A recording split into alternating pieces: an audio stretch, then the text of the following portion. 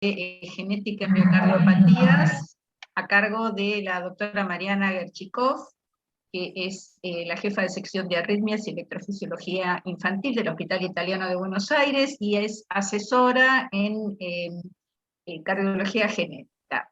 Así que, Mariana, cuando quieras podemos empezar. Y les pido a todos que no se olviden de silenciar sus micrófonos. Listo.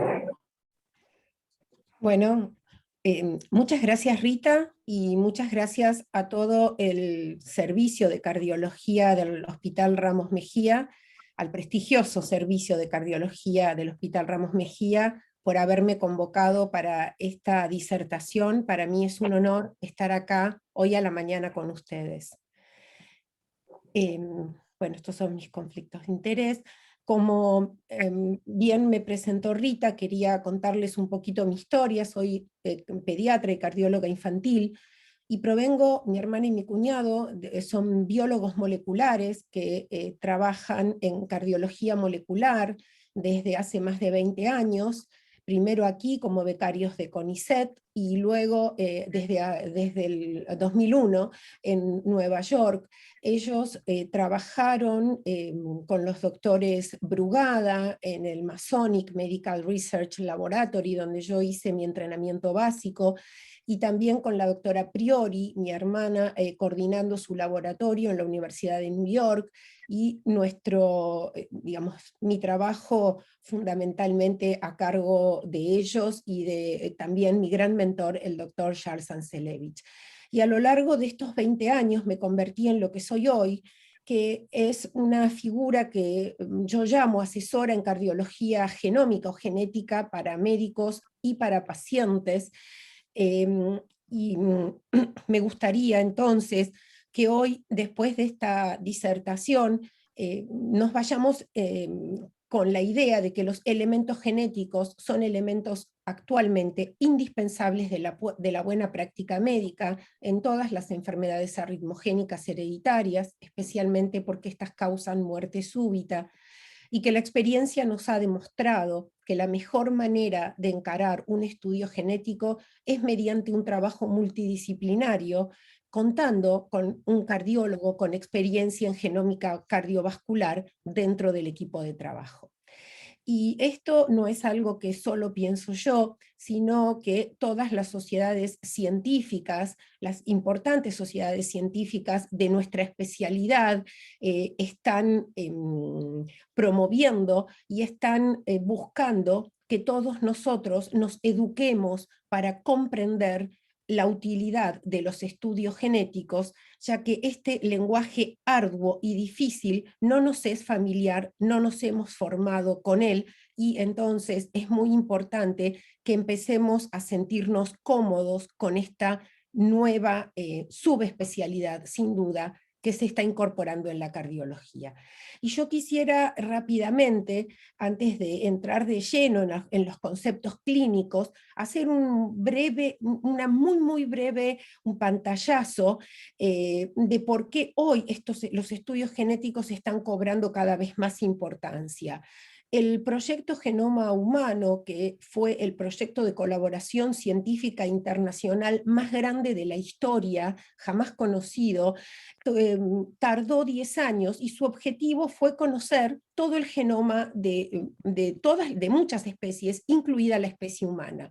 Se terminó 10 años antes de lo que estaba programado, debido al enorme interés que todos los países y las sociedades científicas pusieron, y lo que entonces, hacia el 2003, aprendimos que el ADN de un ser humano está compuesto por 3.000 millones de pares de bases. Y para recordar nada más, el ADN es una molécula que Watson y Crick describieron genialmente con su descubrimiento que les valió el premio Nobel. Es una doble hélice que tiene una columna vertebral de azúcar conocida como desoxirribosa, y en su interior se unen moléculas muy pequeñas que se llaman bases, y que son 4. La adenina, la timina, la guanina y la citosina se unen mediante puentes de hidrógeno. Y en esta molécula es la que contiene en un ser humano 3.000 millones de pares de bases. Y que no todos esos 3.000 millones contienen información, o por lo menos hasta ahora eso es lo que estamos seguros, sino que hay pedazos en esos 3.000 millones que tienen información para fabricar alguna parte del cuerpo, y a esos pedazos los llamamos genes, que son nada más y nada menos que las bases físicas de la herencia.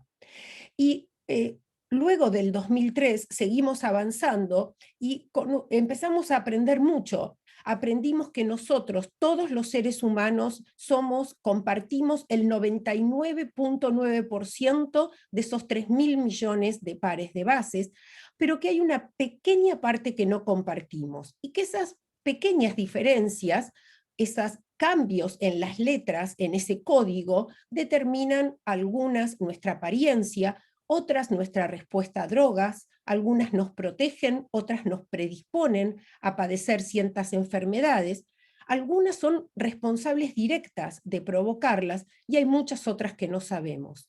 Sabemos también que hay algunas variantes genéticas que son normales en algunos grupos, por ejemplo, en la raza amarilla, la raza negra o la raza blanca, y son privativas de esas especies. Y este proyecto de haplotipos por raza es un proyecto que está teniendo mucho interés y mucha importancia.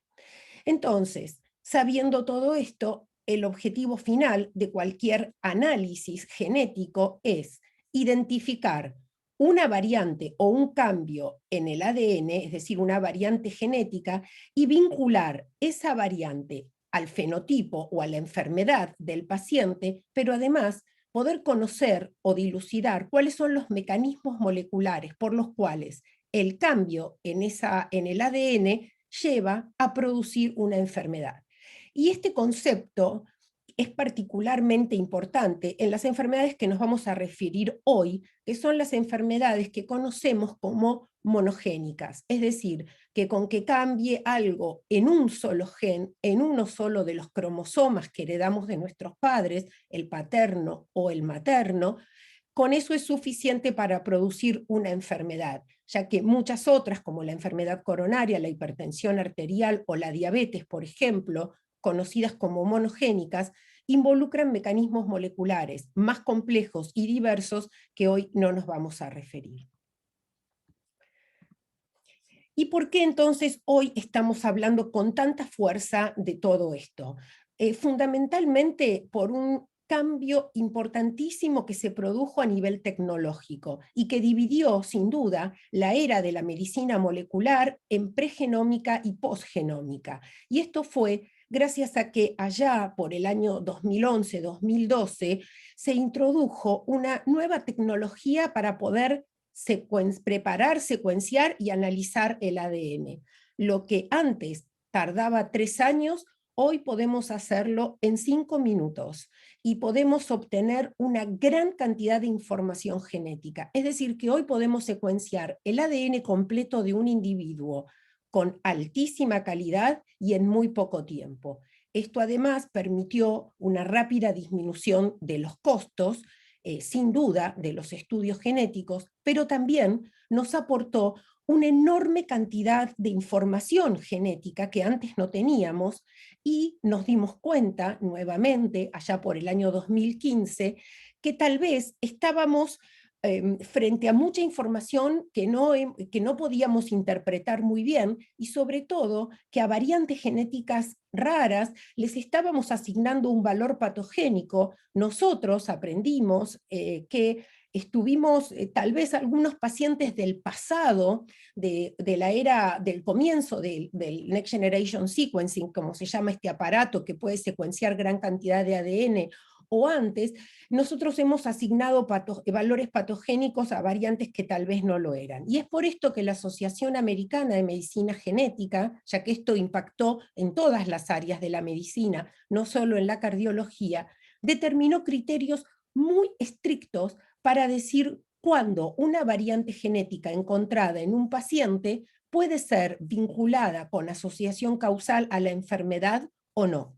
Y esto creo, no vamos a discutir este cuadro, pero sí vamos a decir que finalmente un estudio genético nos puede dar 3 resultados: variantes benignas, no asociadas a la enfermedad, presentes en la población general; variantes patogénicas o probablemente patogénicas, es decir, aquellas en las cuales la asociación causal con el fenotipo o la enfermedad del paciente es fuerte; y un gran grupo de variantes genéticas que son las que se conocen como de significado incierto, las cuales no tienen evidencia científica suficiente para asumirse como patogénicas, pero que tampoco las podemos considerar normales. Entonces, el gran trabajo que tenemos dentro de lo que yo llamo, o lo que se llama, ¿no? Que yo llamo el asesoramiento en cardiología genómica, es curar, como se conoce en la jerga, una variante genética encontrada, del mismo modo que se cura una muestra de arte. Y este es un proceso complejo que depende de un montón de factores, que empieza por la calidad, el control, la trazabilidad y el control de calidad de la muestra obtenida, la obtención de ADN en buena cantidad y calidad. La secuenciación no es lo mismo en cualquier laboratorio, el proceso bioinformático que se utiliza para analizarla, y luego la clasificación de las mismas.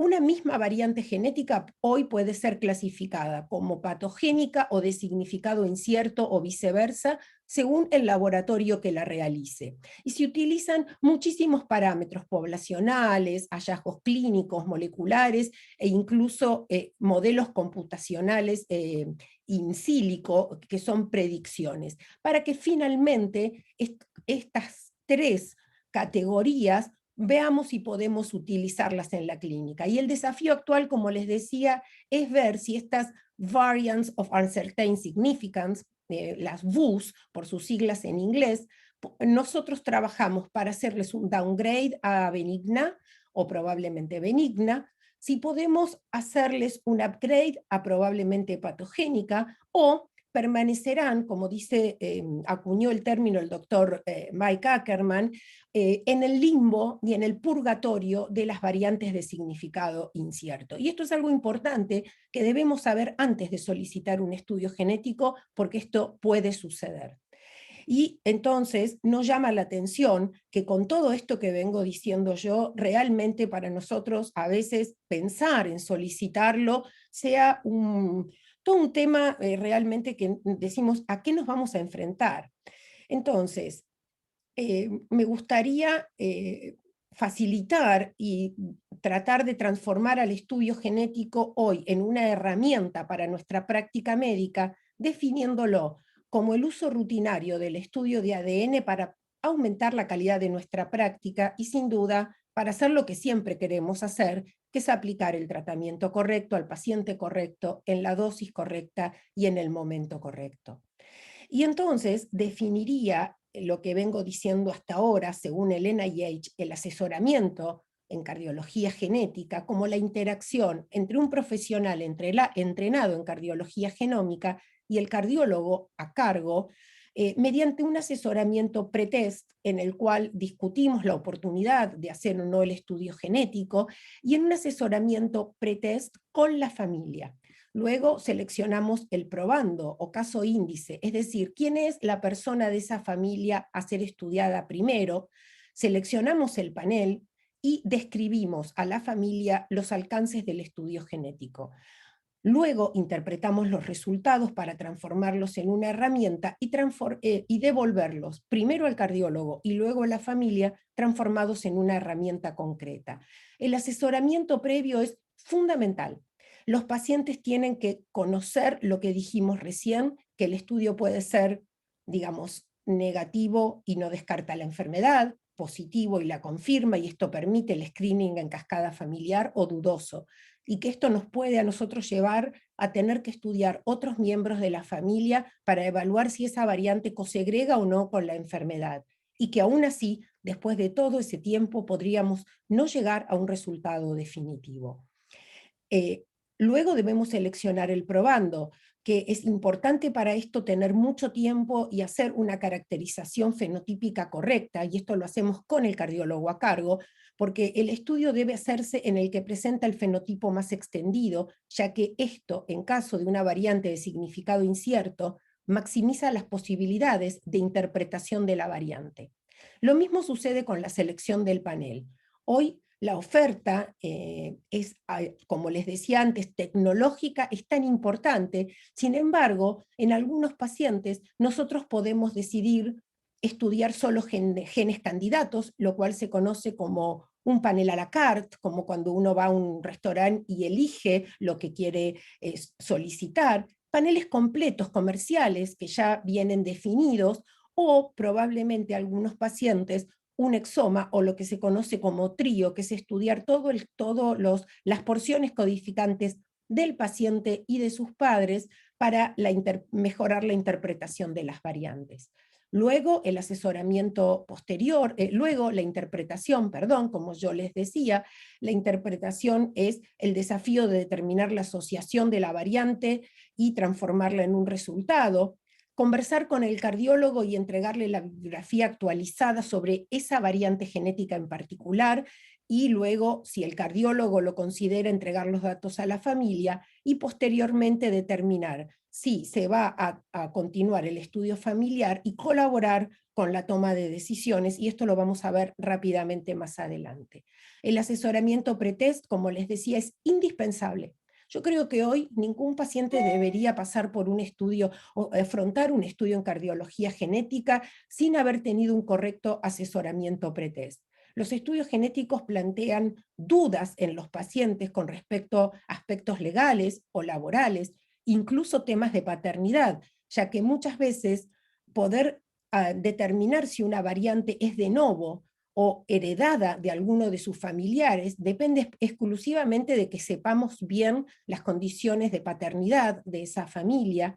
Hay que preparar, entonces, como les decía, a la familia para que entiendan la naturaleza probabilística y no binaria de un estudio genético, explicarles cuál va a ser el plan en caso de encontrar una variante de significado incierto o patogénica o negativo, ya que en el tiempo los paneles se pueden ampliar y podemos sumar probabilidad de encontrar nuevas variantes en nuevos genes, acompañar al paciente y a la familia mientras se espera el resultado. Los estudios genéticos generan ansiedad, culpas, por ejemplo, en los padres que transmiten la mutación a sus hijos, angustias, por ejemplo, para la planificación familiar, y sobre todo saber y avisarle a la familia que variantes genéticas pueden, de significado incierto, pueden ser reclasificadas en el tiempo. Por ejemplo, este es un caso que tuvimos hace unos años, que consulta su cardiólogo por una paciente joven de 25 años que empezó a tener una ligera hipertrofia septal, con el antecedente de su madre que falleció súbitamente mientras estaba embarazada a los 8 meses, y que hace muchos años una autopsia fue informada como miocardiopatía hipertrófica. Nosotros solo contábamos con nuestra paciente, así que le hicimos un estudio genético, como ustedes verán, con un panel de miocardiopatías, y encontramos 3 variantes de significado incierto, que realmente en ese momento no podíamos asignarle un valor patogénico a ninguna de ellas. En ese momento se informaban las variantes benignas, luego no lo hicimos más. Fíjense que esto fue en el 2017, pero en el 2019 la misma variante, lo que cambió es la forma de informar del laboratorio, la misma variante entonces fue reclasificada a patogénica porque hubo evidencia, porque alguna universidad o alguien pudo hacer un estudio funcional, así que esta variante ahora fue tomada como causa de la enfermedad, de la miocardiopatía familiar probablemente, y pudimos estudiar a su hermana más joven, que aún no presentaba ningún signo clínico, y ver que no tenía la variante patogénica, con lo cual libramos del seguimiento y del riesgo de padecer la enfermedad de su hermana, y sí se empezó a mirar a esta chica con mucha atención debido al antecedente de su madre y ser portadora de una mutación claramente patogénica. Lo que nosotros hacemos entonces es, cuando viene un estudio genético en inglés, para devolverle al cardiólogo, lo que hacemos es hacer un breve resumen del motivo, le explicamos qué panel utilizamos, aunque muchas veces lo discutimos con él, los resultados del estudio. Por ejemplo, en este caso se encontraron 4 variantes de significado incierto, otra paciente, solamente consideramos a 2 de relevancia y explicamos por qué en español, y luego las recomendaciones basadas en los resultados de continuar, por ejemplo, que este gen y este gen recomendamos estudiarlo en la madre y en una de las hermanas. Bueno, hacemos esto no solamente, y básicamente porque hoy, como les decía al principio, el estudio genético es una recomendación clase 1 con nivel de evidencia B o C.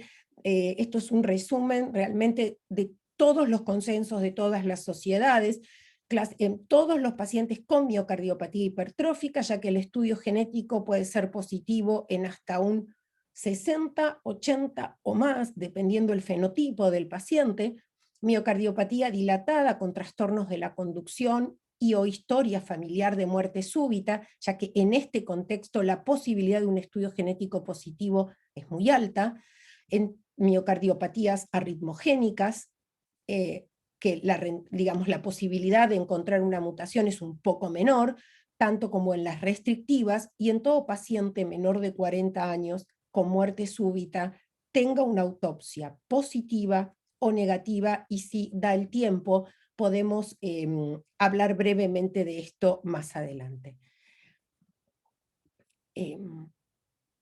Bueno, ok.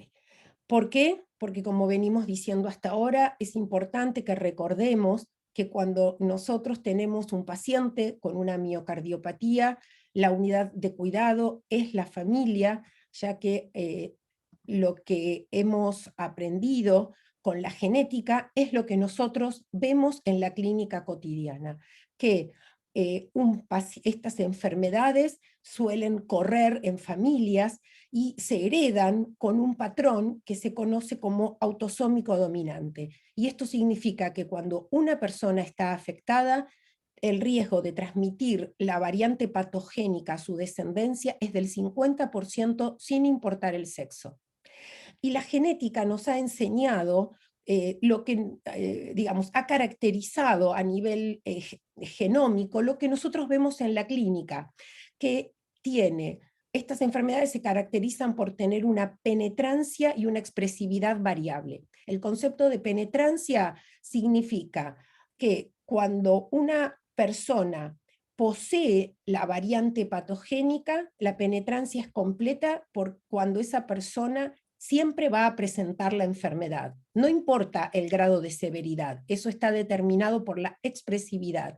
Mientras que en algunas familias nosotros sabemos que hay miembros que tienen la mutación, pero que tal vez nunca manifiestan la enfermedad, y a esto se lo llama penetrancia incompleta. La expresividad tiene que ver con el grado de severidad, y nosotros vemos que hay familias en las cuales la expresividad es severa en casi todos los miembros, y en otras es variable.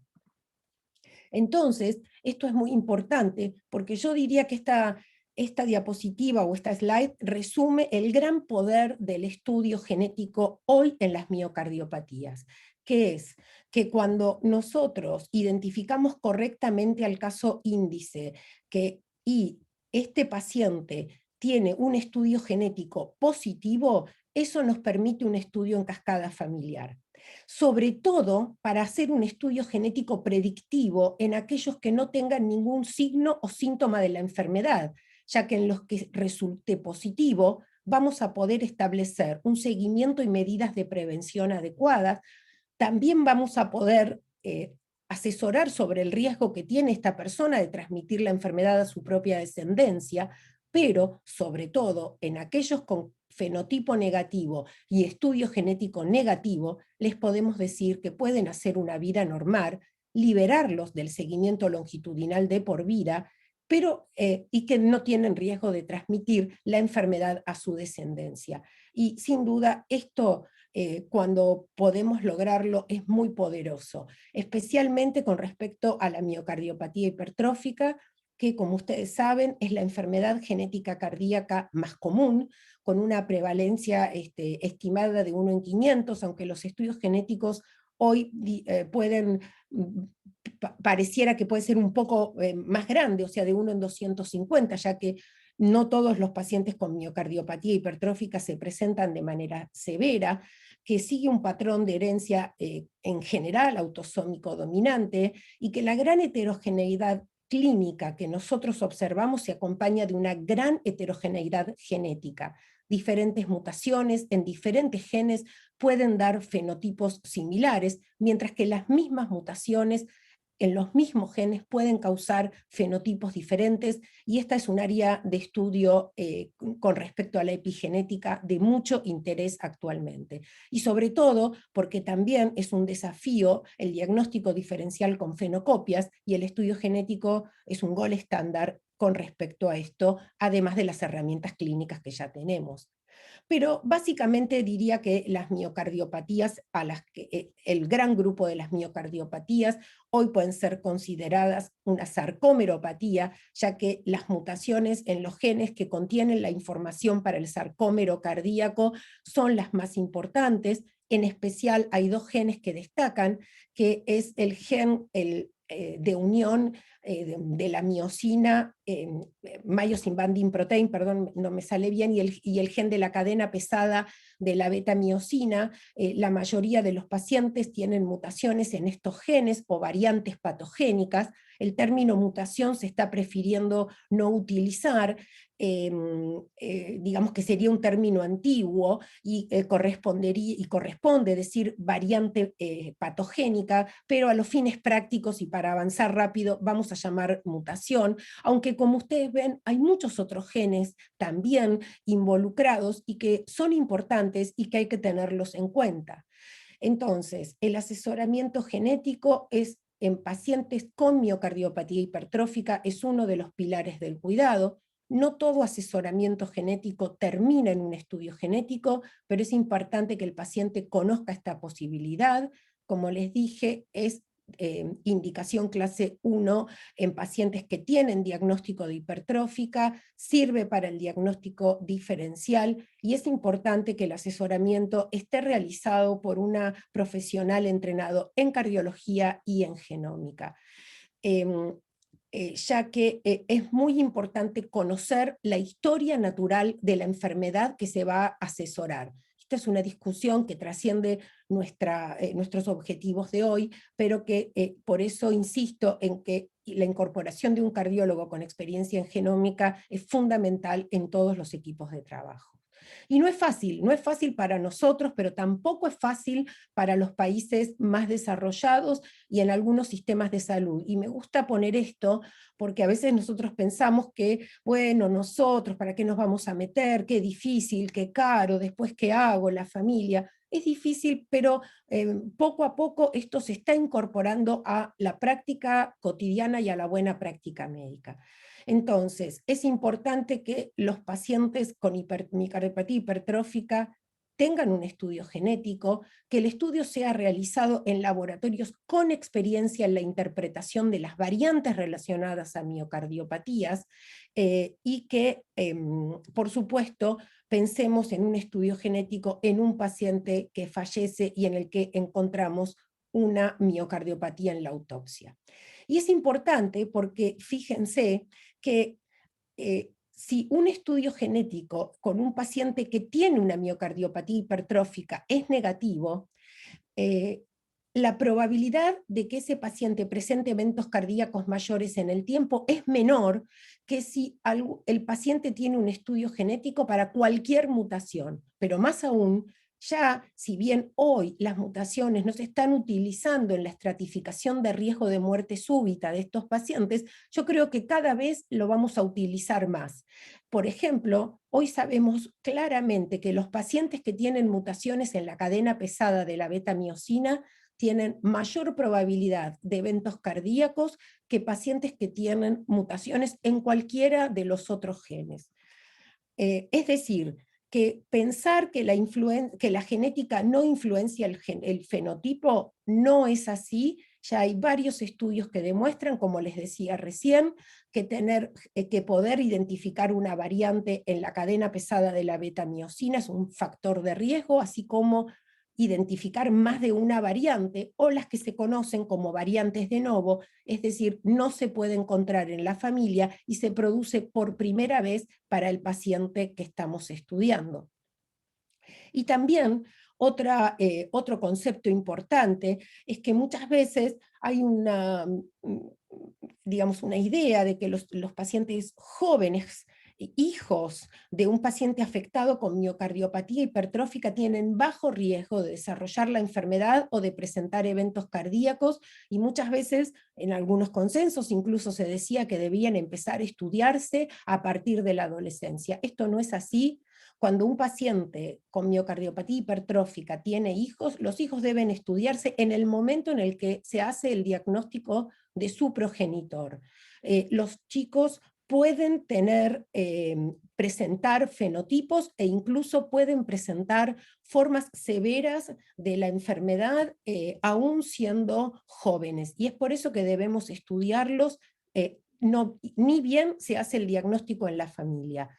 Este caso, por ejemplo, esta paciente de 18 años presentó un paro cardíaco mientras estaba entrenando. Como era un centro de alto rendimiento, iniciaron maniobras de resucitación y logró llegar un cardiodesfibrilador que detectó un ritmo que pudo ser desfibrilado. Fue trasladada a un centro de salud. Los estudios que le hicieron, digamos, no encontraron realmente una causa evidente de lo que le había sucedido y se colocó un cardiodesfibrilador. Con mala suerte, porque la paciente hizo una trombosis femoral y una infección del sistema, lo cual obligó a reinternarse para recambiarlo. En ese momento se le pudo hacer una resonancia que no mostró hallazgos significativos, y mientras esta joven estaba internada para este recambio, su hermano de 15 años falleció súbitamente mientras estaba jugando al fútbol. Por lo tanto, la angustia y el dolor de la familia y del equipo tratante lo llevó a pensar en una posible causa genética, con lo cual, y ante la incertidumbre diagnóstica, nosotros pedimos un panel amplio que incluyó arritmias y miocardiopatías, y detectamos una variante patogénica en troponina. La troponina es un gen que causa mutaciones en troponina, causan miocardiopatía hipertrófica, con una característica muy particular: poca hipertrofia y una carga rítmica muy importante. Con lo cual, nosotros estudiamos a ver si esto era heredado. Su padre fue negativo y su madre resultó positiva, es decir, portadora de esta variante, aunque completamente asintomática. Los estudios mostraron una hipertrofia leve, pero por supuesto todos nos preguntamos por su hermano sobreviviente, que afortunadamente fue negativo y que pudimos librarlo del riesgo de padecer la enfermedad familiar. Por eso es importante que creo que tenemos el desafío de incorporar a los estudios genéticos en los modelos de predicción de muerte súbita en este grupo de pacientes. Entonces, ¿son razones suficientes todo lo que dije hasta acá para pensar que debemos y convencernos de que debemos solicitarlos? Yo creo que sí, siempre y cuando sepamos que lo estamos haciendo en lugares serios, con interpretaciones adecuadas para evitar digamos, falsos positivos o negativos. Con respecto a la miocardiopatía no isquémica, que probablemente dentro de muy poco podamos ponerle el origen genético, ya que hasta en un 40% de los casos podemos identificar la causa. Cuando la identificamos, la mayor parte de los pacientes presenta variantes patogénicas en el gen de la titina. Es un gen enorme, y un porcentaje menor, pero no menos importante, presenta mutaciones en el gen de la alamina. La mayoría en casos familiares y menos frecuentemente en casos aislados. Y esto es importante porque justamente la genética y la genómica nos está demostrando que la miocardiopatía dilatada, y esto lo vemos en la clínica, puede tener una fase preclínica con un muy alto riesgo de arritmias, mucho antes de realmente presentar una dilatación severa y clínicamente evidente.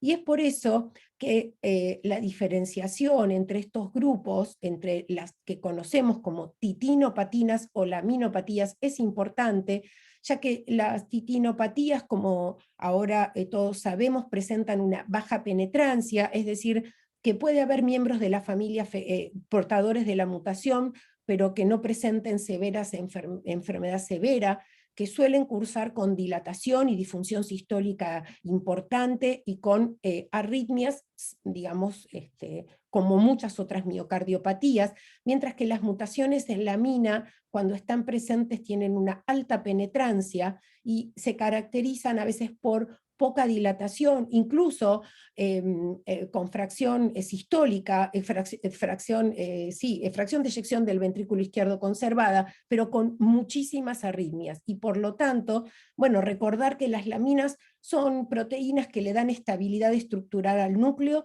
pero que hoy sabemos que además tienen un papel muy importante regulando la expresión génica de muchos componentes que tienen que ver con el comportamiento del cardiomiocito. Y entonces, cuando nosotros nos encontramos con un paciente con arritmias auriculares de inicio temprano, especialmente fibrilación auricular, con o sin arritmias ventriculares, trastornos progresivos de la conducción, especialmente antecedentes familiares de miocardiopatía dilatada, aún con una dilatación leve y una función sistólica conservada, debe alertarnos sobre la posibilidad de una laminopatía cardíaca. ¿Por qué? Porque si nosotros encontramos una mutación en lamina, el paciente es hombre, tiene una una fracción de eyección del ventrículo izquierdo disminuida, taquicardia ventricular no sostenida en la primera evaluación, puede ser razonable la colocación profiláctica de un CDI.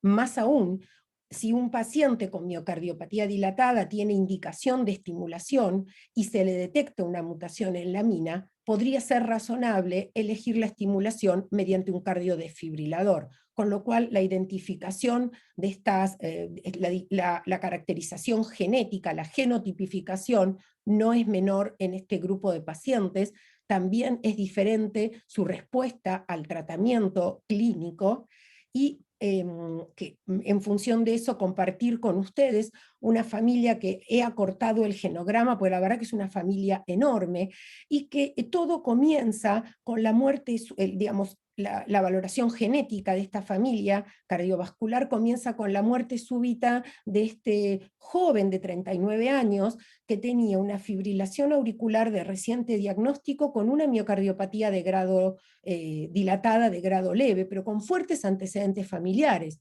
Su madre padeció una miocardiopatía dilatada, fibrilación auricular y falleció luego de un trasplante cardíaco. Lo mismo uno de sus tíos, este tío está perdido del seguimiento, lo mismo una tía, y su único familiar sobreviviente es esta tía que está acá, que tiene una fibrilación auricular de larga data, que responde bien al tratamiento con poca dilatación, y entonces la muerte súbita de esta persona llevó a su cardiólogo a llamarme para pensar en un estudio genético, en especial por su pequeño hijo y todo el resto de la familia. Nosotros hicimos el genético, pedimos un panel de miocardiopatías porque el diagnóstico, el fenotipo clínico era evidente, y entonces identificamos una mutación en la mina, y como ustedes ven, esta familia cumple estos criterios. Bueno, y por supuesto la idea fue, a partir de este resultado positivo, poder estudiar a todo el resto de los familiares. Solo le muestro uno que dio negativo y que entonces en este paciente pudimos liberarlo del seguimiento. Los positivos, el equipo tratante tomó medidas de conducta.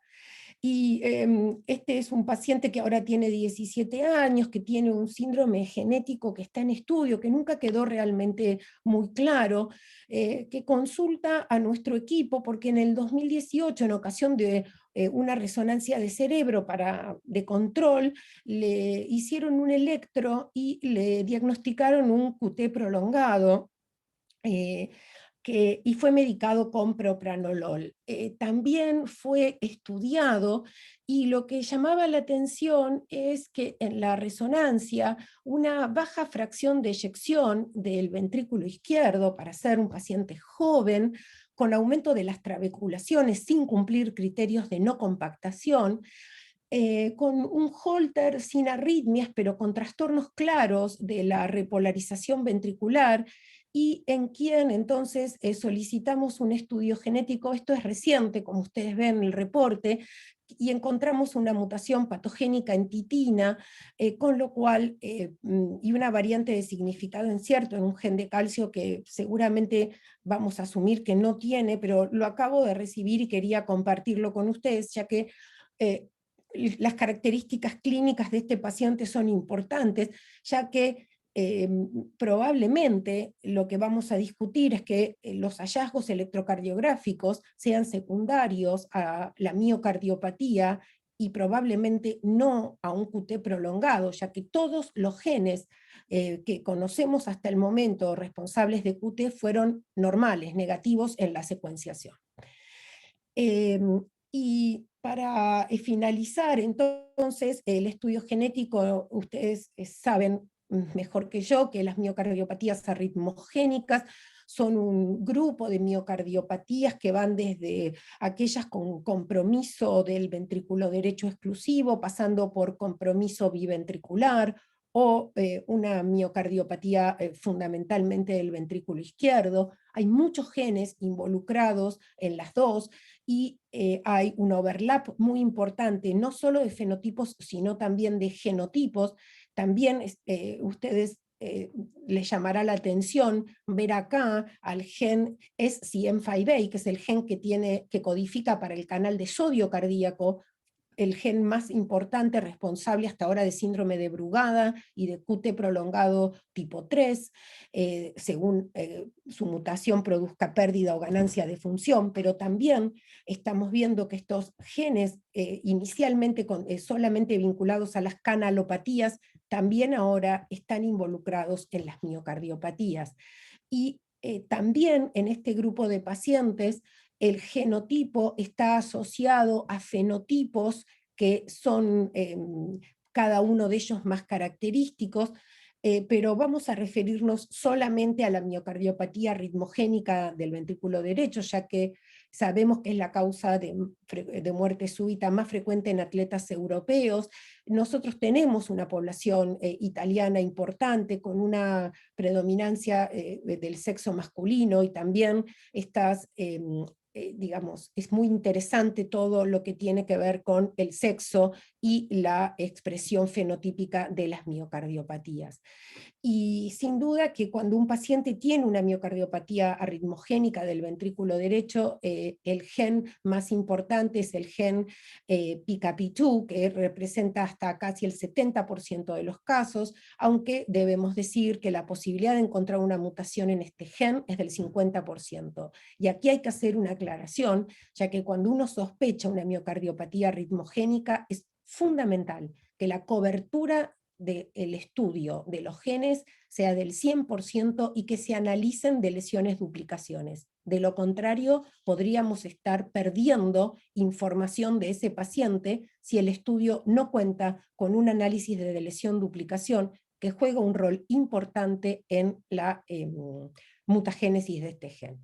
¿Qué sabemos hoy de los pacientes con miocardiopatía arritmogénica del VD? Muchísimo, muchísimo. Entonces, sabemos que cuando un individuo tiene esta condición, no debería participar en deportes competitivos frecuentes de alta resistencia. Esto hemos aprendido mucho. Ahora sabemos menos de lo que deberíamos hacer con un nuevo grupo de pacientes que están apareciendo no solo en la miocardiopatía arritmogénica del BD, sino que gracias a los estudios genéticos hoy contamos con un grupo de pacientes genotipo positivo, porque lo estudiamos por el antecedente familiar, pero que no tiene nada, es decir, que tiene un fenotipo negativo. Hay mucha discusión con esto, con respecto a qué hacer con este grupo de pacientes con diferencias transatlánticas entre Europa y Estados Unidos, con respecto a los pacientes con miocardiopatía arritmogénica del BD. Realmente es un ejemplo muy claro de decisiones compartidas. El paciente debe ser informado claramente de que es portador de una variante genética que puede ponerlo en riesgo aumentado y que de tener arritmias severas si se enrola en deportes competitivos, informar a la familia y bueno, dejar muy clara la posición en base a la probabilidad y también abandonar, como estamos abandonando últimamente, la relación tan asimétrica médico-paciente y generar relaciones más horizontales donde el proceso de decisiones en algunos casos sea compartido. En esta familia, este paciente que estaba haciendo un entrenamiento militar en una provincia argentina, falleció, este paciente falleció súbitamente, se le realizó una autopsia y fue enviado el material para una autopsia molecular que la autopsia mostró una displasia, una miocardiopatía arritmogénica del BD, lo cual fue confirmado por un estudio molecular. No tengo el estudio de este paciente, pero sí de su pequeño hermano. La familia luego de este evento se mudó a Estados Unidos, por eso este estudio está solicitado por un colega de Estados Unidos, pero que confirmó que su pequeño hermano es portador de la mutación del hermano fallecido. Nuestro paciente es Juan, que lo seguimos, llamémoslo Juan, digo, por extrasistolia supraventricular muy frecuente, es un jugador de fútbol de las inferiores, entonces solicitamos el estudio y afortunadamente en él no lo encontramos, entonces el desafío es para el pequeño hermano sobreviviente con respecto a si quiere hacer un deporte de alta competencia. En suma, el estudio genético en las miocardiopatías arritmogénicas parece estar fuertemente ligado al potencial arritmogénico de las mismas, por lo tanto la caracterización genética es importante, ya que las arritmias ventriculares severas pueden presentarse antes de que la disfunción ventricular izquierda sea evidente o incluso, por supuesto, la dilatación, y es por eso que, sin duda, la genética es importante en la estratificación de riesgo. Les voy a mostrar muy rápido, porque creo que estamos sobre el tiempo, nuestra experiencia en los últimos 10 años. Tenemos más pacientes ahora, estudiamos 126 personas aquí en Argentina, entre casos índices y familiares, y para facilitar su estudio lo dividimos en 4 grupos, siendo los más importantes miocardiopatías, arritmias y paro cardíaco. Tenemos pocos pacientes con aortopatías, que es otra discusión. Nuestros estudios fueron positivos en el caso índice con porcentajes similares a los que hemos descrito en la literatura mundial, lo cual sin duda refleja que lo hicimos en pacientes con fenotipo muy fuerte. Por lo tanto, obtuvimos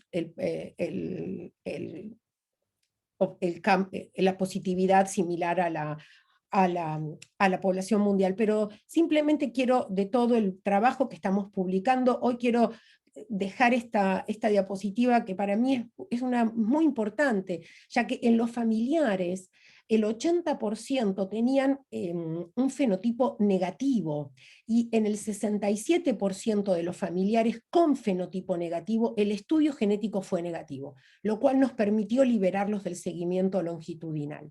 Y en el 33% pudimos aplicar medidas de prevención y estrategias de seguimiento. Y terminando con este concepto de miocardiopatía, que tiene que ver un poco con las bases genéticas de la muerte súbita cardíaca. Hasta hace poco nosotros considerábamos que cuando un paciente fallecía súbitamente y no se encontraba nada en la autopsia, la causa arrítmica podía ser secundaria a una canalopatía. mientras que ahora estamos entendiendo que el paciente puede no tener una miocardiopatía evidente en la autopsia, pero sí puede tener una mutación patogénica. Por lo tanto, cuando un paciente fallece súbitamente, joven, y no se encuentra la causa, un estudio genético con un panel amplio puede ser una respuesta muy importante, especialmente no solo para clarificar la causa de la muerte, sino para que nosotros entendamos y seamos mejores en prevenir la recurrencia del evento en los familiares sobrevivientes. Y creo que en este sentido nosotros tenemos que tener una conducta proactiva, tanto en la realización de la autopsia del paciente que fallece súbitamente como en el estudio de las familias. Y a nivel mundial, la conducta frente a la autopsia, frente a una muerte súbita, todavía en muchos lugares no está estandarizada. Y realmente deberíamos, como digo, ser proactivos, ya que sabemos que en personas jóvenes las enfermedades arritmogénicas hereditarias son una de las causas más frecuentes. Y entonces la autopsia molecular, que no es nada más ni menos que el estudio del ADN de la persona que falleció súbitamente, debe comenzar en el momento de la autopsia del paciente, ya que la recolección de sangre o de tejido o de ADN es fundamental, porque las muestras embebidas en parafina, que son lo que logramos, lo que se obtiene luego de que el evento pasó hace mucho tiempo, son una fuente inadecuada de ADN para el estudio genómico post-mortem. Y les muestro este caso de una pequeña que estaba corriendo en sus vacaciones y se desplomó. Realmente no llegó muerta al hospital, y como fue una muerte en la vía pública, la autopsia fue completa, fue muy completa, el análisis toxicológico fue negativo, y afortunadamente el colega que practicó la autopsia guardó sangre en tubos con EDTA, en refrigerados, no congelados, y pudimos hacer esto, una autopsia molecular, en la que encontramos una variante patogénica, que nos asumimos como patogénica en calmodulina. Las calmodulinas son es una superfamilia que tiene que ver con la regulación del calcio intracelular, vinculado a intervalo QT prolongado, pero también a taquicardia ventricular polimórfica catecolaminérgica. El padre fue negativo, la madre también. Ellos insistieron en estudiar al pequeño hermano sobreviviente, a pesar de que el riesgo era bajo, con lo cual nosotros pudimos asumir que esta niña falleció por una CPVT. Sabemos que en la CPVT hasta el 50% de las mutaciones son de novo, y entonces pudimos asesorar al cardiólogo y a la familia sobre el bajo riesgo de recurrencia en futuros embarazos. Y muestro que obtuvimos el premio porque para mí es una buena noticia, sobre todo que nosotros estemos entendiendo la importancia de los estudios genéticos en estos grupos de pacientes. Finalmente no solo establece la causa de la muerte, da una respuesta y un cierre a la familia, sino que permite el screening familiar, y entonces permite establecer medidas de prevención, como lo digo siempre, en los portadores, y liberar del riesgo a los negativos. Y es importante, las sociedades científicas, es importante, como les decía entonces, buscar y tratar de llegar a un diagnóstico en los pacientes jóvenes y con muerte súbita cardíaca y sus familiares.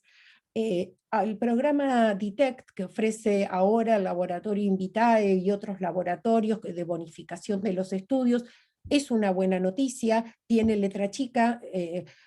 Yo tuve la ocasión de hacer la inauguración para América Latina de este programa, es decir, que es un programa que puede ayudarnos desde el punto de vista económico. Sin embargo, como les digo, si les interesa en otro momento lo podemos hablar. Entonces, ¿cuáles son las ventajas que ofrece el estudio genético? Para el caso índice, sin duda la precisión en el diagnóstico.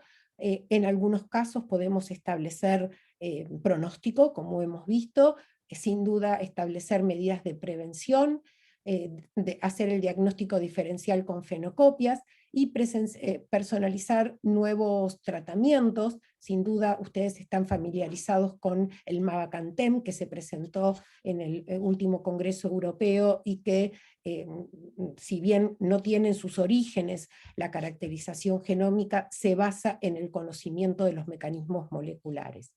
Y en aquellos familiares que resultaran fenotipo negativo y genotipo positivo, es decir, presintomáticos o preclínicos, poder establecer medidas precoz, incluso, y esto también es otro gran tema de debate, poder evaluar la posibilidad de un diagnóstico preimplantatorio, y los negativos liberarlos del seguimiento longitudinal.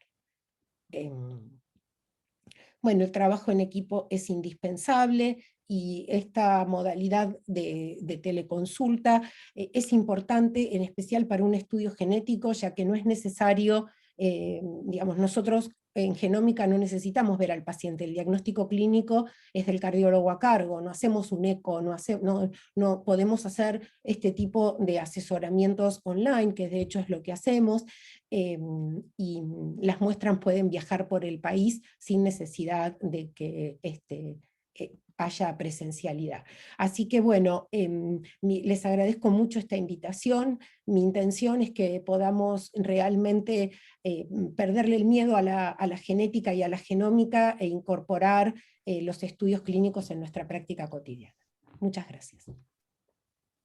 Bueno, muchas gracias, Mariana.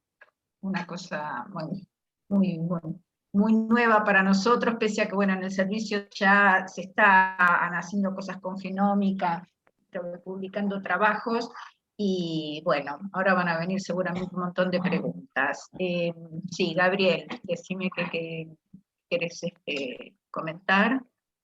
Sí, buen día. Bueno, en primer lugar agradecer la excelente y muy interesante presentación de la doctora Mariana Gerchikov, que nos abre bastante la cabeza con respecto a esto. Yo quiero hacer una pregunta pragmática, que es preguntar al día de hoy el costo de estos estudios y el reconocimiento actual de los sistemas de prepago y de obras sociales de estos estudios genéticos.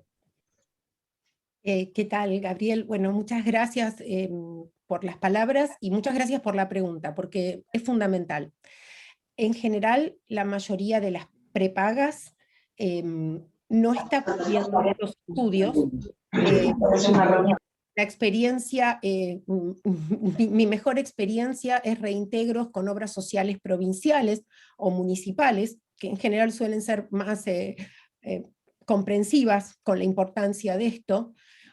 Algunos estudios, lamentablemente, por ejemplo, OSDE los hace a través de algunos laboratorios cuya realmente la calidad técnica tiene algunos detalles que a veces complican un poco la interpretación, porque ya, como te decía antes, si a mí me mandan un estudio y yo quiero ver si el paciente tiene un QT tipo 1, y me dicen que del gen KCNQ1, en vez de verlo, ¿El saldo del 12 de julio lo pagás? lo vieron 80%, entonces nosotros nos sentimos que esto no está bien. Lo que yo te comentaba antes, es que este laboratorio Invitae, pero también otros laboratorios, están en una etapa ahora que están bonificando los estudios genéticos. ¿Qué quiere decir esto? Que no están cobrando el costo del estudio genético, ya que la verdad que en el mundo el interés ahora está más allá de las mutaciones puntuales, sino que ahora la idea es obtener gran cantidad de datos genéticos de muchas poblaciones para poder analizar todo el genoma, no solo el exoma, para poder, digamos, encontrar y fabricar lo que ahora se conocen como los scores de riesgo poligénicos. Entonces, hoy, por ejemplo, vos tenés un paciente y vos podés conseguir este estudio bonificado. Lo que es importante es que el paciente sepa que esos datos genéticos van a ser utilizados con fines de investigación, pero también comerciales, respetando el anonimato, y eso Yo creo que un laboratorio serio lo hace, por eso es importante que lo hagan en un estudio, en un laboratorio que bonifica y que sea serio. Yo creo que es una buena noticia y que hay que ofrecerlo, y sobre todo lo que hay que tener entonces es el apoyo para la interpretación si llega a venir una variante de significado incierto. Pero nosotros hoy estamos ofreciendo los estudios genéticos bonificados, es decir, sin costo. Gracias. Bueno, yo también quería hacer una pregunta así más o menos parecida, así que está muy bien, Gabriel, gracias. Fernando Corbella, ¿querías hacer alguna pregunta? Sí, Rita. Primero también felicitaba a la doctora Mariana por su exposición. Y segundo, tocó el tema, pero me gustaría darle una vueltita más de rosca a las miocardiopatías dilatadas, aquí entre comillas, idiopáticas, en varones relativamente jóvenes, con fracciones de eyecciones bajas, 0,40, 45, pero con arritmias ventriculares frecuentes y así de características malignas. En esos pacientes, el estudio genético nos podría, como vos dijiste, decir, hay que colocar un cardiodesfibrilador, pero nos puede hablar de dos cosas que son muy importantes: el pronóstico y el seguimiento de ese paciente, y si ese paciente es plausible de tratamiento genético específico, no tratamiento, digamos, de la insuficiencia cardíaca y de la arritmia, sino tratamiento genético específico. Esa es mi primera pregunta. Si me permitís, Rita, la otra sería con respecto a las aortopatías, al panel genético para estudiar las aortopatías. Por ejemplo, los marfanes y otras entidades así genéticas que nosotros sabemos que es un marfan por cómo es físicamente, como todos lo sabemos, pero este paciente con un estudio genético, ¿podemos decir si va a ser una necrosis quística de la media, si va a ser un aneurisma disecante? ¿Nos puede dar el estudio genético esa información? Muchas gracias. Bueno, muchas gracias por las preguntas tan importantes, y espero poder estar a la altura para contestarlas a todas ellas. Con respecto entonces a la primera pregunta, la primera pregunta es muy importante porque sí, sin duda, entonces un paciente joven con miocardiopatía dilatada y con arritmia, un estudio genético sí nos puede ayudar y mucho en la estratificación de riesgo y probablemente en nuestras conductas. Y también es muy, muy importante la mención al tratamiento, a la terapia génica. Hay mucho estudio en terapia génica en miocardiopatía dilatada. Y la terapia génica puede venir en distintos niveles. Y sin duda, esta pandemia y las vacunas nuevas de diseño de ARN mensajero también abren un importante paso y han saltado así como mucho tiempo y muchos años de investigación para parte de estos tratamientos. Con respecto a la miocardiopatía dilatada, hay muchos trabajos que se están llevando adelante con tratamientos con microRNs, y también hay, como te decía, no hay hoy un fármaco tan específico y tan prometedor como el mavacantem, que no quiero decir que el mavacantem es terapia génica, pero es un inhibidor alostérico de la TPasa, y lo que hace es disminuir la fuerza de contracción del sarcómero. Eso no es terapia génica, pero se basa el desarrollo de este medicamento entonces en los mecanismos moleculares, en la hipercontractilidad sarcomérica inicial que forma la base de la miocardiopatía hipertrófica. neurotrófica.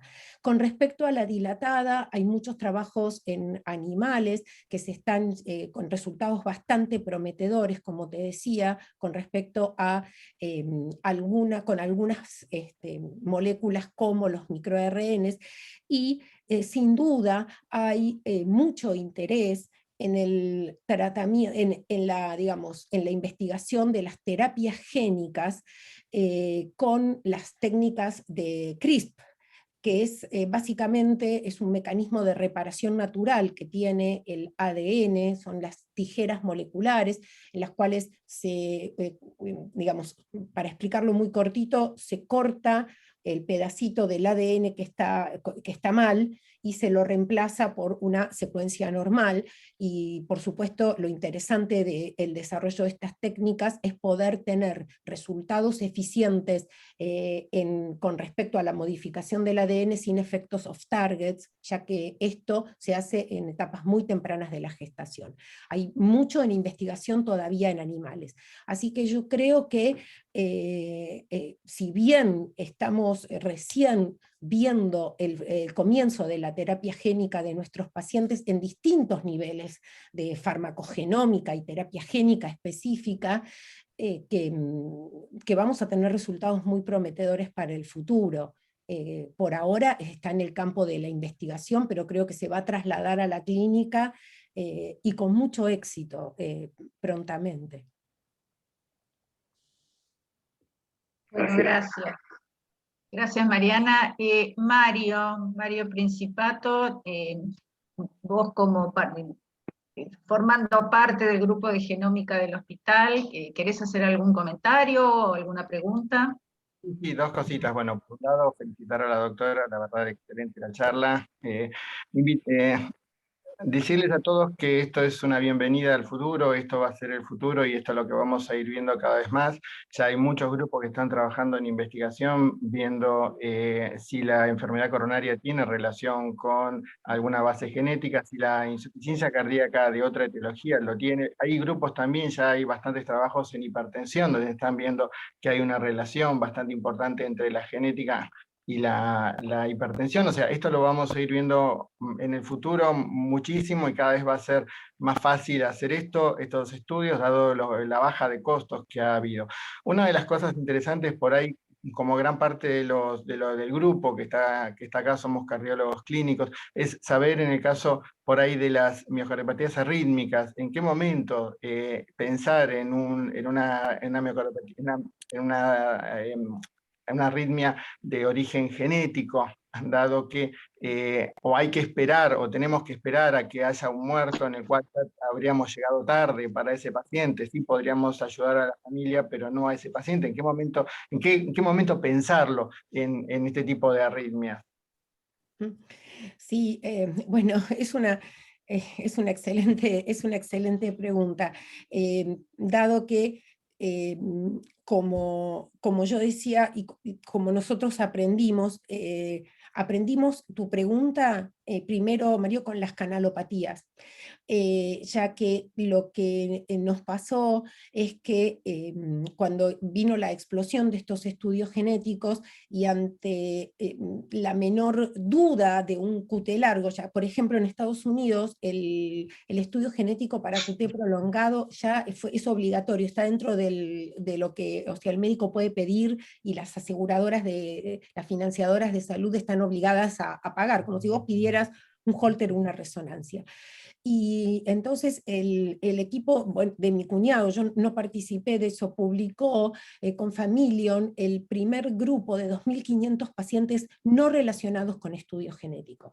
Y lo que vimos ahí fue que, claro, cuando uno pide un estudio genético sin tener un fenotipo muy fuerte, obtenés una gran cantidad de variantes de significado incierto que a lo mejor te pueden embarrar la cancha en vez de, digamos, de acelerarla. Entonces, sin embargo, como digo yo no le tengo miedo a pedir un estudio genético. Yo no tengo miedo a pedir un panel amplio. Yo no tengo miedo a que me vengan variantes de significado incierto, porque creo que es la única manera que tenemos para aprender. Entonces, lo que nosotros tenemos que saber es que cuanto más débil es la caracterización fenotípica, más ruido podemos obtener. La probabilidad, como nos pasa con una resonancia o con otros estudios complementarios, o sea, la probabilidad pretest. Sin embargo, nosotros, cuando empezó la miocardiopatía, el primer gen en 1986 era un gen, 2 mutaciones. Hoy tenemos una gran experiencia. Entonces, si nosotros clínicamente pensamos que el paciente puede beneficiarse con una determinación genética, mira, en miocardiopatía hipertrófica hay 2 scores clínicos muy potentes, que son el de la Mayo Clinic y el de Toronto. Entonces ellos, este score, que son 2 scores muy similares digamos, en su naturaleza, en su genética, estos scores te dicen, si tu paciente es joven, tiene un septum de más de 21, tiene morfología reversa, la probabilidad de que el estudio genético te dé positivo es del 90%. Ahora, si vos, entonces yo, no sé si, para responder tu pregunta, si nosotros tenemos un paciente con función de eyección disminuida, algo de dilatación y arritmia, a mí me parece que un estudio genético, en el contexto que estamos hablando hoy, de que nos están bonificando porque quieren estudiar y qué sé yo, bueno, yo lo haría. Sabiendo, y la familia sabiendo, que cuál es la probabilidad pretest, y que si encontramos una variante de significado incierto, eso nos puede llevar a tener que estudiar a otros miembros familiares para ver si cosegrega o no, y que aún así puede ser que no obtengamos un resultado. Pero a mí me entusiasma mucho esto, porque creo que es la única manera de que nosotros vamos a aprender, como aprendimos con otras tecnologías que se incorporaron en la práctica cotidiana de todos nosotros. Y entonces ahora que es una herramienta más disponible, mi pregunta es si yo me voy a sentir confiado en la interpretación y la familia sabe lo que puede venir, bueno, entonces probablemente sí, me parece que uno tiene que hacer su experiencia, ¿no? Gracias. Bueno, justo Rafael pusiste la cámara y justo te iba a dar la palabra. Quería saber si tenías algo para decir con respecto a este tema del cual vos tenés tanta experiencia. Sí, yo quería felicitarla en primer término, que siempre da buenas charlas. Quería preguntarle si también estudian los factores moduladores o los genes que pueden modificar el curso evolutivo de una enfermedad.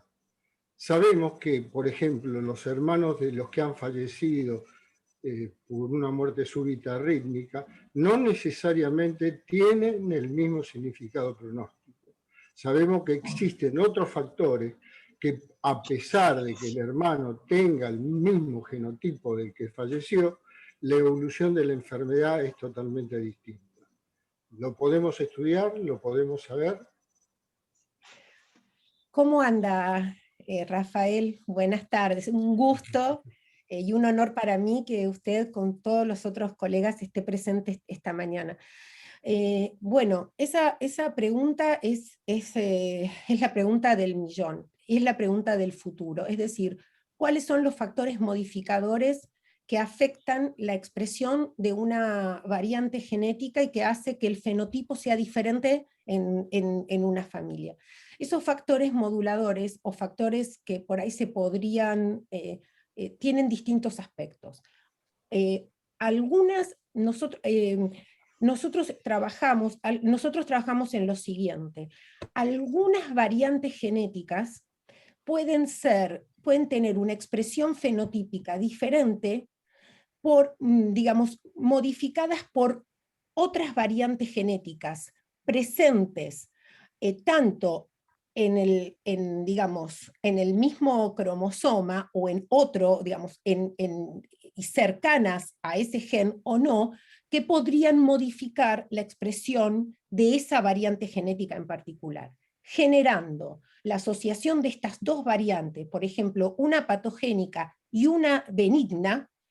La presencia de la benigna puede generar que esa patogénica de un fenotipo más severo o, al contrario, un fenotipo menos severo.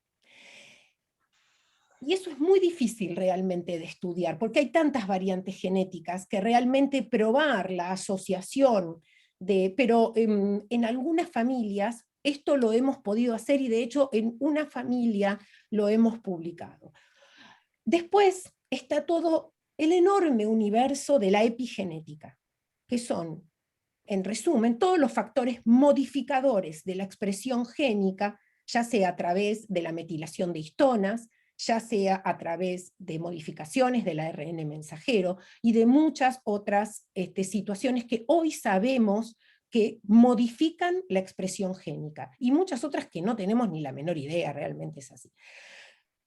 Hasta donde yo tengo entendido, el estudio de la, digamos, de la metilación como una práctica rutinaria para evaluar la expresión fenotípica de una variante patogénica hoy no existe, pero sí que hay mucho interés en esto, y en todos los factores moduladores. Por eso creo que sin duda, como yo les decía, toda la epigenética y todo lo que tiene, incluso todo lo que estamos descubriendo en las regiones intrónicas, que antes pensábamos que estaban ahí sosteniendo el edificio exónico y nada más, y que hoy sabemos que tienen una expresión, tienen un rol importante. Pero los dos factores más importantes, tanto de la epigenética, yo creo que son el futuro, porque así ahí vamos a poder entender lo que usted dice. ¿Por qué, como en esa familia que yo presenté, una mujer vive toda su vida con una variante genética, tiene 3 hijos y nada, y de pronto su hija de 18 años presenta un fenotipo tan severo? Algunas cosas sí hemos estudiado en relación con el sexo, sin duda, hoy ya sabemos mucho la influencia del sexo en la expresión fenotípica de las miocardiopatías, también de algunos factores hormonales, pero yo creo que la pregunta suya es la pregunta que el futuro va a responder, a través de los mecanismos epigenéticos y de otros factores moduladores.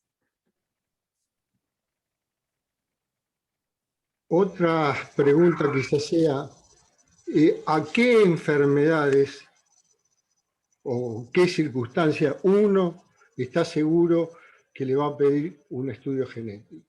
Un ejemplo, es clara que el 70-80% de los que tienen un fenotipo positivo para el QT largo tienen un fenotipo y genotipo positivo.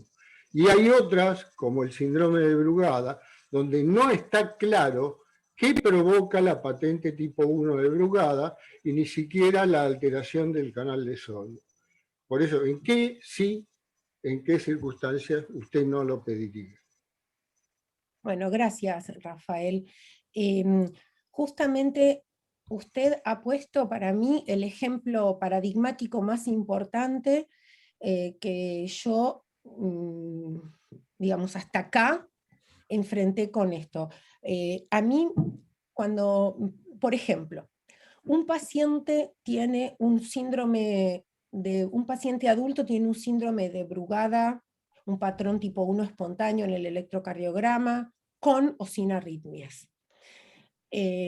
Más aún con arritmias, por ejemplo. Entonces, lo que decía antes, la probabilidad pretest de encontrar una variante es baja, es del 30%. Sigue siendo así a pesar de los esfuerzos que hay, porque esta es la enfermedad que tiene más papers que pacientes, porque lo que se estudia de Brugada es algo que, no sé, increíble, ¿no? Entonces, yo diría, bueno, entonces, si previo a la bonificación de los estudios, yo le digo al médico y al paciente, hay un 30% de que nos dé positivo. Al paciente no le va a cambiar absolutamente nada.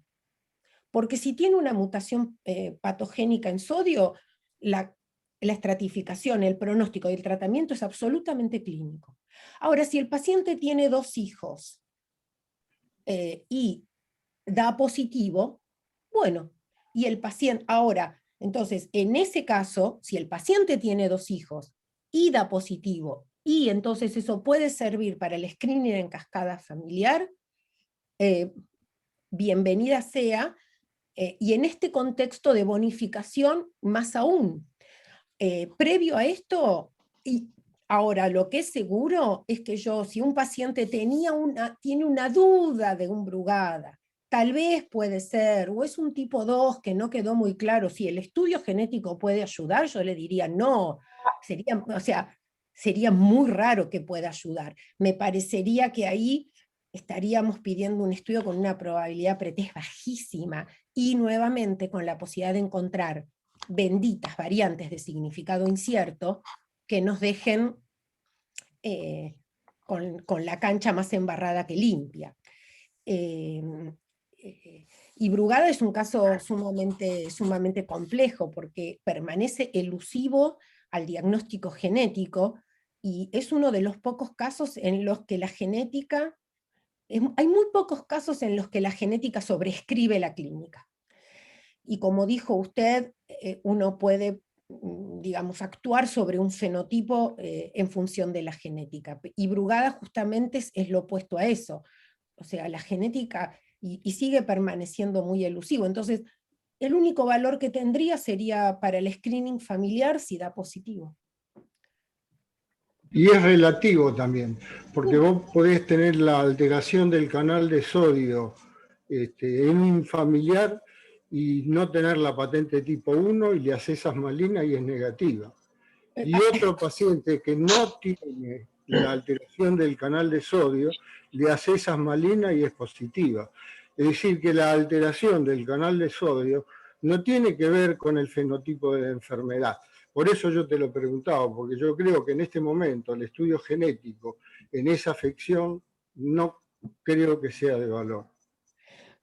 Yo concuerdo con usted, el único valor que podría tener es, digamos, si es claramente positivo en una variante que esté muy descripta, muy estudiada funcionalmente, y que también, bueno, nosotros hemos hablado muchas veces de los estudios funcionales y y de los patch clamp y todo eso. Así que yo coincido que la verdad que a pesar de todos los esfuerzos, Brugada tiene todavía, la genética es muy débil en relación al Brugada, y hay un largo camino por recorrer. Bueno, yo quería hacerte una pregunta también, Mariana. ¿Por qué en las enfermedades cardiovasculares el estudio genético está enfocado a la prevención, por todo lo que vos dijiste, y no a un tratamiento específico, y en el cáncer el estudio genético está directamente dirigido a encontrar la terapia dirigida hacia esa mutación, o sea que está enfocado hacia el tratamiento? Si las enfermedades cardiovasculares son más prevalentes que el cáncer, si son la principal causa de muerte en el mundo antes que el cáncer, ¿por qué el estudio genético es diferente para solucionar este dos tipos, o está enfocado en dos vías distintas, uno prevención y otro tratamiento? Sí, Rita, bueno, es una buena pregunta. Bueno, en primer lugar, porque nosotros, la oncología sin duda está a la cabeza, la cardiología viene a caballo un poco atrás. Yo creo que un poco la explicación de eso es que, como vos viste hoy, nosotros hoy nos referimos a todo al concepto que también está en discusión de lo que son las enfermedades monogénicas. Un gen, una enfermedad. Un problema en un gen, una enfermedad clínica, que está siendo discutido, que lo presentamos así por todo lo que también dijo, estuvimos hablando de las modificaciones y probablemente, pero bueno, un gen, una enfermedad. Entonces, una mutación, miocardiopatía hipertrófica. BRCA1, cáncer de mama.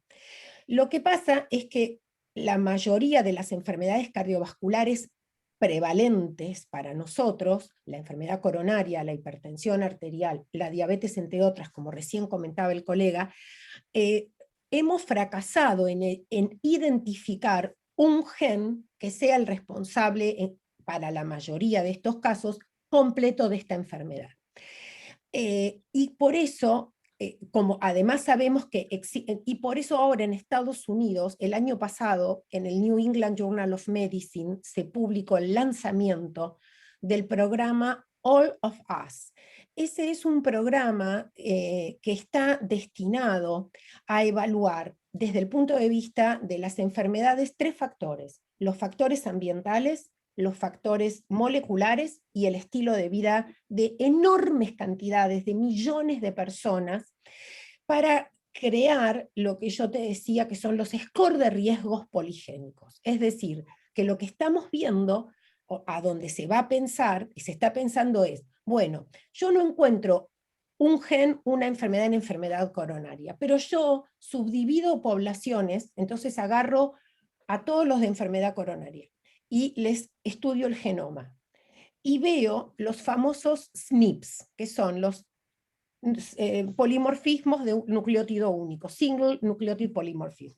Entonces yo, en los Genome Wide Association Studies, que son los estudios de asociación genómica grandes, veo y digo, mira, pero todos estos hipertensos tienen todos estos nucleótidos que de por sí no son patogénicos, pero que si yo junto este, más este, más este, más este, más este, más este, a este hombre, y ahí hago este score.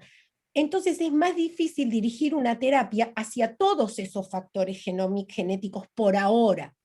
Y las enfermedades genéticas cardíacas, que sí son más monogénicas, son mucho menos prevalentes y por lo tanto, si bien hay terapias génicas, hay menos interés y menos plata en la investigación. Como yo te decía, por ejemplo, nosotros trabajamos algún tiempo en QT tipo 3, en mutaciones que son sensibles o que son resistentes al mexiletine, que es la droga, digamos, que acá no tenemos, pero que en Estados Unidos supone que es la droga de elección, y nosotros trabajamos en investigación en un grupo de mutaciones resistentes al mexiletine, con lo cual esas mutaciones podrían ser sensibles o a flecainida o a ranolacina, etc. Entonces, yo creo que las terapias génicas específicas en nuestras poblaciones, por eso digo que si bien el mavacantem no es una terapia génica, porque es un fármaco que está dirigido a modificar un mecanismo molecular, es una noticia importante, porque si bien este medicamento se probó en el estudio Explorer, en un grupo de pacientes con miocardiopatía hipertrófica severa obstructiva y tuvo buenos resultados, el desafío es decir, bueno, pero si este medicamento actúa inhibiendo la hipercontractilidad sarcomérica, que es lo que causa la hipertrofia, ¿qué pasaría si se lo damos a los pacientes genotipo positivos y fenotipo negativos? O sea, ¿podremos prevenir el desarrollo de la hipertrofia? Por eso yo digo entonces que las terapias génicas o la farmacoterapia específica en cardiología tiene menos interés en el research por la prevalencia, y estamos más orientados, porque sabemos que la mayoría de nuestros pacientes, pero estamos creando estos scores de riesgo poligénicos y toda el área de los microRNs que en laboratorio han demostrado algunos resultados promisorios, ¿no? Bueno, gracias, muchas gracias. A ver, tenemos poco tiempo. Hugo, ¿querías hacer alguna pregunta? ¿Qué tal? Mariana, la verdad que no te había escuchado nunca, excelente la charla. Tenía muchas preguntas que casi todas las fui tachando a medida que ibas hablando. Me quedaban 2 solas, que una era que la relación genética versus epigenética. Hasta pensaba yo lo que pasaba con los antihistamínicos y el QT largo, ¿no? Que cualquiera podemos tomar antihistamínicos, pero hay unos pocos que si toman por una alteración genética, toman ese antihistamínico, pueden hacer una muerte súbita. Esa trata quedó en parte resuelta. La única que me queda fuera de lo que se está hablando actualmente, lo que estuvimos hablando, y que en el hospital estuvo muy de moda, y bueno, acá hay una persona que estuvo dos personas que estuvieron muy con esto, que eran Tomati y ¿cómo se llama? Mario Principato, que estuvo muy de bueno el servicio y después se abandonó mucho por distintos temas. Es la relación que de una palabra que hoy está de moda por otro motivo, que es el telómero. Telómero y cardiopatía isquémica. Quizás Mario tenga mucho para responderme al respecto. Sin duda, sin duda. Bueno, muchas gracias. Y te agradezco porque una reflexión. Nosotros estamos publicando ahora, que espero que lo acepten, con respecto al enorme universo, y es muy importante lo que vos dijiste, el universo del QT inducido por drogas. La prolongación del QT inducida por drogas es la principal causa del retiro de fármacos del mercado en fase 3, y hay una industria biomédica millonaria con respecto a esto, porque a veces hay medicamentos realmente efectivos que son retirados del mercado por la prolongación del intervalo QT y viceversa. Es un tema enorme. Hoy, además de la epigenética, lo que nosotros sabemos es que hay un concepto muy interesante, especialmente en cardiología. Lo que decíamos al principio, nosotros tenemos dos cromosomas, uno de papá y uno de mamá, y cada cromosoma tiene la misma información, fabrica exactamente lo mismo. La mayoría de todos los componentes de las proteínas y las funciones cardíacas, hablemos del corazón, requieren una expresión bialélica para su correcto funcionamiento. Es decir, que los dos tienen que producir la cantidad de proteína en tiempo y forma normal. Y hoy sabemos que existen algunos, no quiero decir polimorfismos, pero variantes genéticas probablemente benignas o benignas, que de por sí no causan un QT prolongado, pero que sí pueden afectar de alguna manera el producto de alguno de los dos cromosomas. Y entonces, el corazón trabaja bajo un concepto que se conoce como reserva de repolarización. Es decir, que en condiciones basales, si está presente esta variante genética probablemente patogénica, está todo bien, fenotípicamente no hay expresión, porque ya sea la proteína o el turnover de esa proteína o la función pongámosle de alguna de las subunidades del canal del canal de potasio, la alfa, la beta, etc. Subsecuentemente tenemos una pequeña alteración en una de las subunidades del canal beta, ponele, o del turnover de ese canal que en condiciones basales no se expresa, pero que si vos le pones una droga, como un antihistamínico o algún antibiótico, entonces ahí sí vos prolongás el QT. Y cuando vos le sacás esa droga, el QT vuelve a la normalidad. Entonces, como les decía yo, en el caso que lo presenté específicamente por lo que vos estás comentando,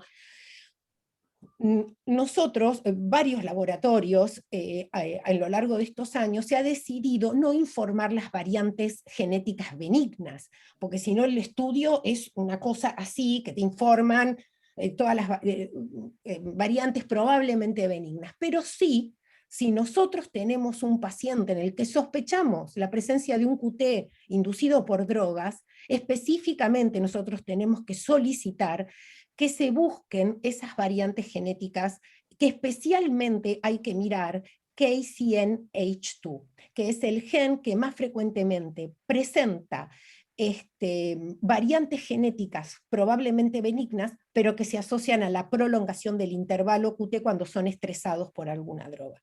Entonces una propuesta interesante sería, en vez de retirar fármacos que pueden ser muy importantes para nosotros como armamentum terapéutico, estudiar genéticamente a los pacientes que pueden presentar problemas por recibir ese fármaco y separar a esa población y decir, bueno, vos no lo recibas, pero todos los que no tienen esto lo pueden recibir. Que eso es otra discusión muy interesante que tiene que ver con el intervalo QT inducido por drogas y la industria biomédica. Y nosotros estamos publicando ahora un caso de un paciente que prolongó el intervalo QT, afortunadamente sin arritmias, vinculado a recibir un macrólido, y en el que encontramos una variante genética que está claramente descrita a la prolongación del intervalo QT. O sea que también la genética tiene mucho para decir, más allá de lo epigenético, porque no todos los intervalos QT que prolongan con drogas le vamos a encontrar. A ver, no digo que no, pero es un campo muy interesante que es muy interesante explicar. Con respecto a tu segunda pregunta, no tengo duda de que Mario te la va a contestar mejor que yo, porque mi trabajo en básica no ha incluido por ahora el estudio de los telómeros. Fueron muchos años en canalopatías por defecto familiar, y más que nada en la clínica, así que estoy segura que por eso esto es un trabajo en equipo, porque es tanta la información que es imposible que una sola persona abarque todo. Ya están los canalopatólogos, los sarcomeropatólogos, los que hacen y la cantidad de información es tan abrumadora que uno en un momento tiene que decir, bueno, por eso, a ver, una visión clínica entre el que está en la mesada, el que está en la trinchera de la clínica, y cómo juntamos todo esto, pero seguro que yo si tengo alguna duda de alguna interacción telomérica o algún paper, seguramente le escribiré a Mario para preguntar qué piensa. Porque, muchas gracias. Porque realmente es la única forma de trabajar. Bueno, Mario, te doy entonces la palabra y que seas breve porque ya estamos recontrapasaditos. Dos cositas. Uno, respecto de lo que vos preguntabas de por qué la cardiología viene tan atrás, han fallado muchísimos grupos. Hablando con McMurray, él planteaba que había fallado, Bramwell está trabajando en el estudio, el de New England, y están intentando. Hay muchísimos grupos desde el BES, que fue el único estudio que había intentado mostrar algo y tampoco, o sea, demostró una mutación, pero después se quedaron ahí, o sea, no hay grandes cosas por ahora al respecto. Respecto de lo del telómetro, yo seguí después de 10 años, llamé a todos los pacientes que había ingresado de Fidotti, y lo que me encontré, llamé a casi al 60% y me encontré resultados totalmente adversos, totalmente al revés de lo que se intentaba explicar. Después se dejó de usar, perdió popularidad el telómero y por eso lo abandonamos por completo. Así que no, mucho más de eso de telómero no les puedo explicar porque no hay, y la verdad el estudio no dio nada. Sigue siendo como un agujero negro de la genómica, ¿viste? Que los científicos estudian los agujeros negros, vamos a ver, el telómero es así, es como todo el mundo, ¿viste? Nos dio todo al revés, así que no, ahí lo abandonamos. Bueno, Gabriel, ¿querías decir algo también breve? Porque ya nos tenemos que ir. Sí, no, yo simplemente quería preguntarle a la doctora si quería hacer algún comentario sobre los aspectos éticos y quizá legales frente a un eventual consejo genético ante el hallazgo de una mutación o de una alteración genética. Es nada más que eso. Sí, bueno, voy a tratar de ser muy breve porque es un universo gigante. Nosotros, es muy importante esto cuando uno encuentra una variante genética, una mutación en una familia y sobre todo en una persona joven que está pensando ampliar su familia. En esta experiencia que yo les presenté y que ahora estaba revisando para la publicación, son ya casi 200 personas, como les decía, entre familiares y casos índice. He tenido todas las combinaciones. Personas jóvenes que, por ejemplo, matrimonios jóvenes en los cuales, por ejemplo, su pequeño hijo nació con una miocardiopatía hipertrófica severísima que requirió cirugía en los primeros meses de vida, y que el padre es portador de una miocardiopatía hipertrófica de grado leve, y conociendo esta situación, la familia decidió seguir adelante ampliando su familia. Digamos, el deseo de tener un hijo más fue más fuerte que la posibilidad de que el otro hijo también esté afectado, incluso habiendo pasado por una cirugía enorme en un bebé chiquito. Otras familias deciden probablemente no tener más hijos, me ha pasado. Otros que no tienen hijos averiguan sobre el diagnóstico preimplantatorio. El diagnóstico preimplantatorio de enfermedades monogénicas no es una novedad, se hace para muchas enfermedades monogénicas, especialmente en algunas muy severas, muy severas. Yo no tengo experiencia en haber hecho ningún diagnóstico preimplantatorio en pacientes en Argentina. Sé que en Estados Unidos se hace por ejemplo, miocardiopatía hipertrófica. En algunos lugares es un tema muy delicado porque el diagnóstico debe hacerse mediante una fertilización in vitro y en los primeros estadios, una vez que el óvulo es fecundado, y incluso no soy una experta, pero antes de ser mórula, con muy poca cantidad de células, se extrae una y se analiza la presencia o la ausencia de la mutación familiar y se implanta el embrión no afectado. Yo no tengo eso en mi experiencia. Yo le digo, los pacientes hoy también, es cierto que la gente busca mucho en internet, la gente encuentra muchísima información. Entonces, yo les digo que existe, que yo no lo hice nunca, que se hace en Estados Unidos, en algunos lugares, y que tiene un costo muy elevado. Y creo que finalmente termina siendo una decisión muy personal de la familia, del grupo familiar, ¿no es cierto? Lo que yo no soy es paternalista, es decir, no digo, no le voy a decir esto porque no sé qué se puede hacer. O sea, se puede hacer eso y yo creo que el paciente tiene que tener la información. En Estados Unidos hay hay una ethical, ELSI, las siglas, el acrónimo es Ethical, Legal, Institutional and Social, digamos, aspectos de los estudios genéticos en general, y hay una ley que se llama GINA, o sea, GINA, que es la ley de antidiscriminación por información genética. Es decir, que si vos tenés una mutación familiar, y como decía el doctor Acunzo, tal vez nunca vas a presentar la enfermedad, vos no podés ser excluido de un trabajo, por ejemplo, por tener una mutación que te puede predisponer o no a tener una miocardiopatía hipertrófica. Acá no hay una reglamentación así exactamente como la de Estados Unidos, pero hay varias leyes en curso de protección de la información, de la confidencialidad y de la no discriminación por la información genética.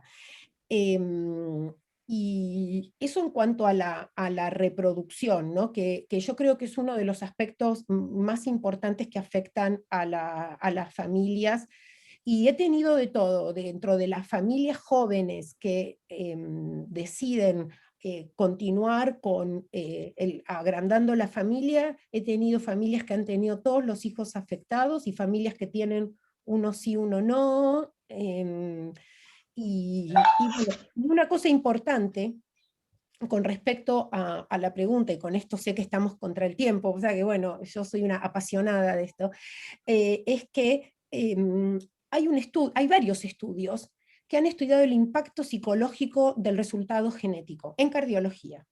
Y lo que se ha visto es que la gente, cuando tiene un resultado genético, no solo hay dos aspectos. Los que son positivos muestran una mejor adherencia al seguimiento longitudinal, porque cuando uno tiene si vos hoy tenés una persona joven con una miocardiopatía hipertrofia, tiene un hijo de 15 años, ¿qué le decís? Y bueno, que venga cada 2 años, que se haga un electro, un eco, o sea, no lo dejás libre a ese chico.